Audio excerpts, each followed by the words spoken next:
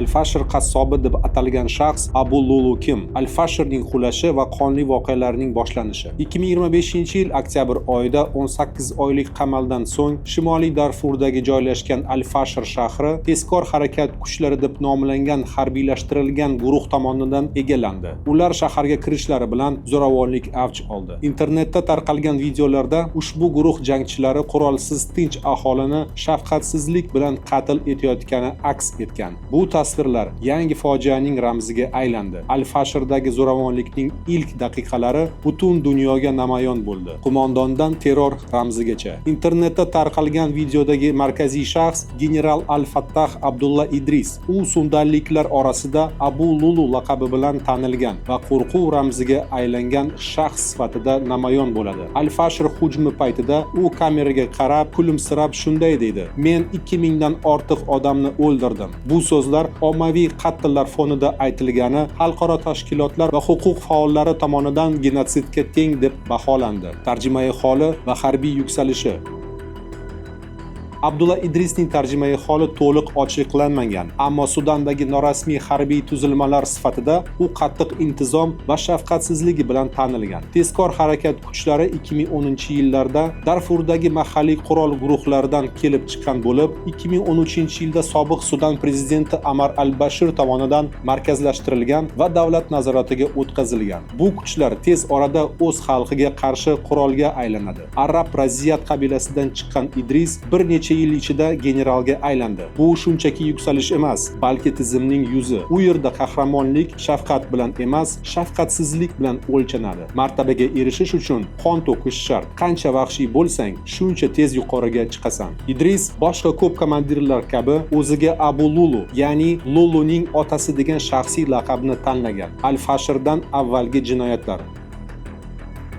Abdulla Idris tezkor harakat kuchlarining qo'mondoni sifatida Al-Fashr qamalidan ancha avval ham Sudandagi fuqarolik urushda faol ishtirok etgan. 2025-yil avgustida Idris Berti qabilasiga tegishliligi uchun bir asrni shafqatsizlik bilan o'ldirgan. 2024-yil mart oyida esa Al-Jili neft zavodi hududida Sudan armiyasiga tegishli asirlarni ommaviy qatlni shaxsan boshqargan. Shuningdek, Idris Al-Junaynada Masalit qabilasiga qarshi amalga oshirilgan ommaviy qatlning bosh tashkilotchisi sifatida tilga olinadi. U yerda qurbonlar ayollar, yoshlar va qariyalar jamoaviy qabrlarga ko'milgan. Bu voqealar bir haqiqatni ochiq namoyon qiladi. Abu Lulu etnik tozalashga qaratilgan zo'ravonlik kampaniyasining asosiy ijrochisi bo'lgan. U bu harakatlarni tezkor harakat kuchlari safida general Muhammad Hamdan Dagalo Hamiti qo'mondonligi ostida amalga oshirgan. Tezkor harakat kuchlari va Al-Fashrga hujum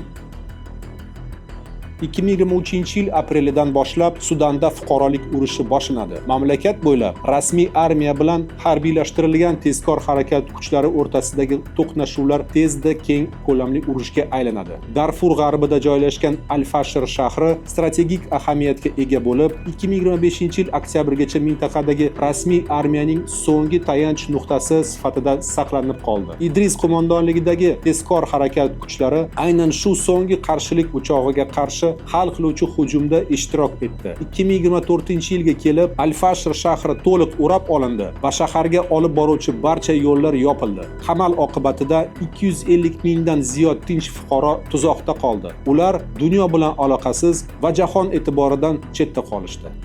Ommaviy qatllar 2025-yil 27-oktyabrda tezkor harakat kuchlari Al-Fashrning mudofaasini yorib o'tdi. Sudan armiyasi orqaga chekindi va ortidan shahar qonga botib ommaviy qatllar boshlandi. Guvohlarning bayonotlari va videoyozuvlar shundan dalolat beradi. Tezkor harakat kuchlar jangchilari tinch aholini rejali ravishda qatl etgan. Kamera oldida amalga oshirilgan shafqatsizliklar bu zo'ravonlikning yuzini ochib berdi. Huquq faollarining so'zlariga ko'ra, Abu Lulu qo'mondonligidagi bo'linmalar hal qiluvchi rol o'ynagan. qilingan. 1 soat ichida taxminan 500 kishi otib tashlangan. Faqat ularning safiga o'tganlargina omon qolgan. Boshqalar uchun o'limdan boshqa yo'l yo'q edi. Bu qatllar etnik asosida amalga oshirilgan. Sudanning ijtimoiy rivojlanish vaziri Silima Ishoq ma'lum qilishicha, 48 soat ichida 300 ayol o'ldirilgan va ko'pchiligi zo'ravonlikka uchragan. Idris bu qonli sahnalarni tomoshaga aylantirdi. U TikTokda shaxsan o'zi videolar joylashtirdi. Jasadlar fonida kulib turdi va qo'lida qilich bilan o'zini tasvirga oldi. Bir videoda u avvaliga asirlarni ozod qilishni va'da qiladi, keyin esa ularni otib o'ldiradi. Boshqasida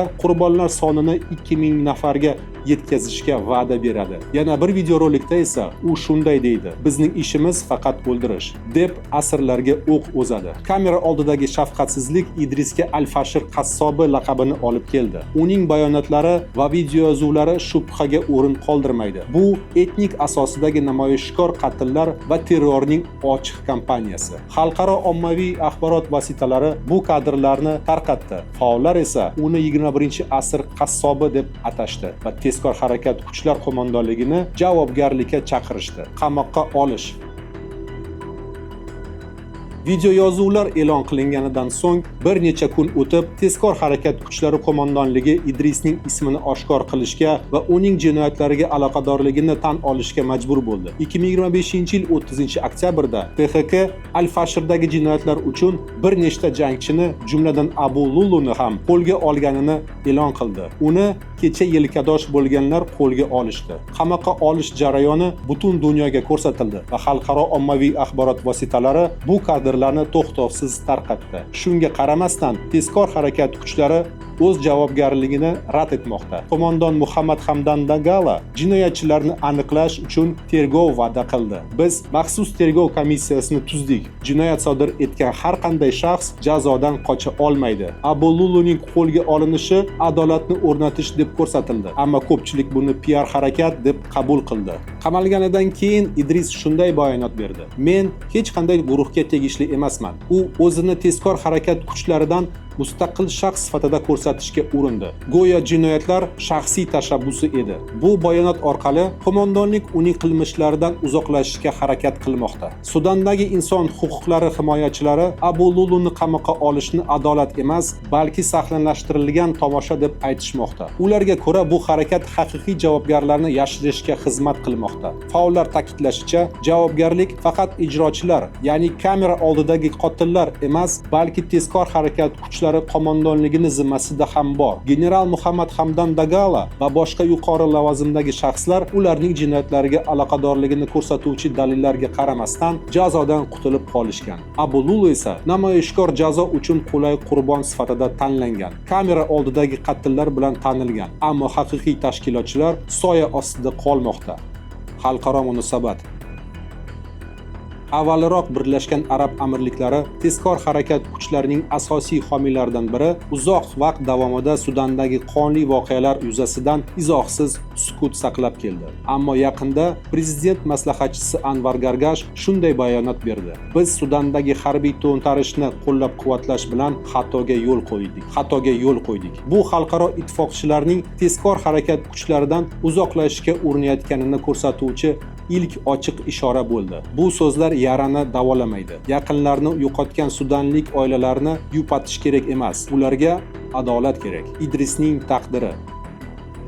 2025-yil noyabr boshiga kelib, tezkor harakat kuchlari ma'lumotlariga ko'ra, Abdulla Idris hali ham qamoqda saqlanmoqda. Uning ismi Sudanni qamrab olgan shafqatsizliklar ramziga aylandi. Ilgari tezkor harakat kuchlari safida qahramon sifatida ko'klarga ko'tarilgan Idris bugun qatlchi sifatida tan olinmoqda. Uning qo'lga olinishi yechim emas, balki jamoatchilikni tinchlantirishga qaratilgan sahna. Savol esa hali ham ochiq qolmoqda. Tezkor harakat kuchlari o'z qahramonini haqiqatdan ham sudga torta oladimi?